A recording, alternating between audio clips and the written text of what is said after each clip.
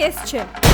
ગુજરાતના વિકાસને રોકવા, એને બદનામ કરવા, એને નીચું પાડવા અમુક સત્તાના લાલચીઓએ કાવતરું રચ્યું છે. અને હા, એવો 56ની છાતી વાળો ગુજરાતનો સિંહ હવે ગર્જના કરવાનો છે. અને માઇન્ડ વેલ, સિંહો ગુજરાતમાં જ પેદા થાય છે. તમને તો ખબર છે કે હવે આ ગુજરાતમાં કોમી રમખાણ થતા નથી, સંપૂર્ણપણે બંધ થઈ ગયા છે.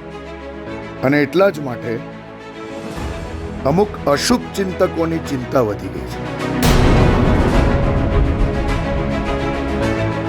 એવો ભણેલો એક વર્ગ છે જે રહે છે દેશમાં પણ વિદેશી વિચારધારા અપનાવે અને સેક્યુલરિઝમનું મુખોટું પહેરી આ દેશને કઈ રીતે વિભાજનમાં નાખવું એ જ કામ કરતા હોય છે.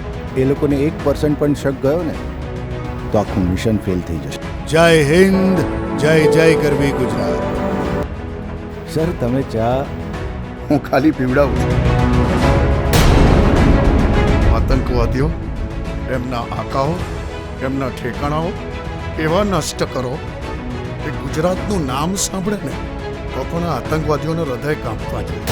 એક પણ બચવો ના જોઈએ. I want this Gujarat to be clean.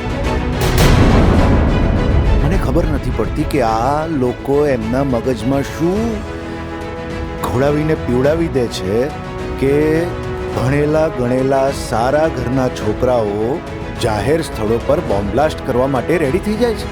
ને તમે દેશની માसूम बेटी हत्या करी नाखी. छोटा पैकेट सब कुछ लेकर आती है, कभी भी पुलिस वालों को शक नहीं हुआ इसके ऊपर.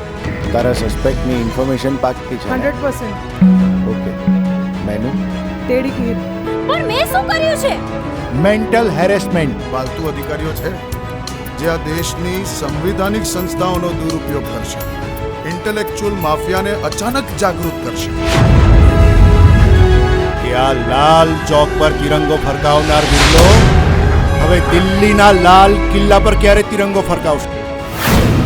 ત્યારે ગુજરાત પોલીસનો એક બહાદુર ઓફિસર દેશની સુરક્ષા માટે પોતાની જાન કુરબાન કરવા માટે પણ તૈયાર હોય છે. અમારે જ્યાં જવું હોય ને ત્યાં અમે બિંદાસ પહોંચી જઈએ છીએ.